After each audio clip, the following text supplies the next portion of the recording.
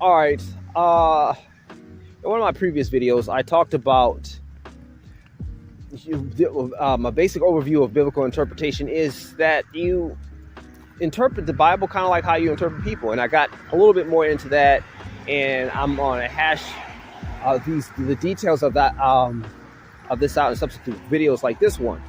But anyways, one thing that if you want to know, like one thing when it comes to commandments, if they tell you to do something, no matter how, if they command to do something, no matter how extreme, and you see them literally do what they commanded to do, then they meant what they said. And if you want to put a further emphasis on it, or if they say to do something and the disciples did it, then they meant what they said if they didn't stop them or whatever. Or and then if you ignore it, this is especially true if they commanded it and the disciples didn't do it, and then they get upset that they didn't do it, right? Because sometimes people do things themselves, and sometimes people are coaches, right? Now, if all four things is true, if they commanded it, they did it, and their disciples did it, and their disciples did it also, that was underneath them. That was directly underneath them. When I say disciples, I don't mean disciples that weren't around them when they were alive. I mean disciples that were directly around them when they were alive. All right, that's key. Right, people that they had a direct influence that heard the person say it out their mouth, and that the people that can be watched by the person who's making the commandment.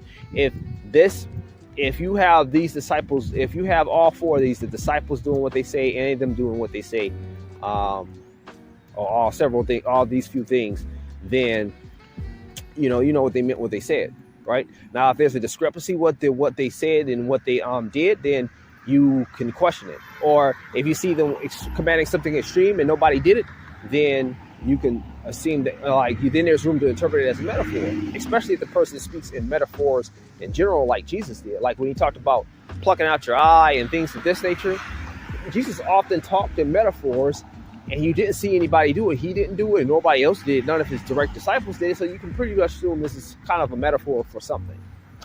All right? But,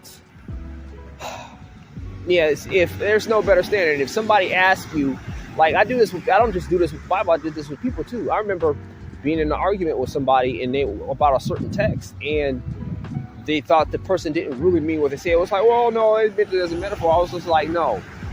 They said to do this, they did it themselves, and their disciples did it. That was directly underneath them. There is no better way of determining that's what they literally meant. If there is, I need to know. Like, what's your standard, right? If it hits all them boxes, now if it hits two of them boxes, I will believe it's good. But if it hits all three of them boxes, then, hey, it's really no argument with me. It's really no argument with me that they really meant what they said. Like I said, if there's a discrepancy between what they said and did, then that's a different thing altogether. Or if you didn't see anybody do what they literally say, especially if they're known to speak in symbolism, then you can say, well, this might have been symbolism. There's room for that, and I gave a particular example with that. But yes, this is how you really know what they meant, what they said. Just like we can just do this with Jesus. Jesus commanded his people to. Jesus prayed for the sick and raised the dead. He commanded his people to pray for the sick and rose the dead. And he got mad when his people couldn't pray for the sick and rose the dead, right? His disciples underneath him, when they had problem casting out that demon, right? This is how you know he really meant what he said. Like, what better way else to communicate that? There just isn't. A lot of times when somebody wants to act like, a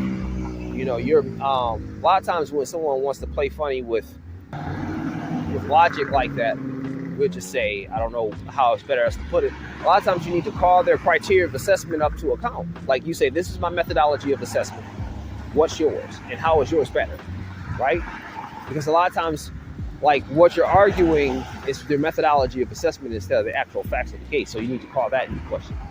Right? And I talked about that in my first video when I talked about different aspects of one's position, because sometimes part of your position that you're arguing is methodology of assessment, not necessarily the facts. But anyways, that's what that is. That's just something to keep in mind.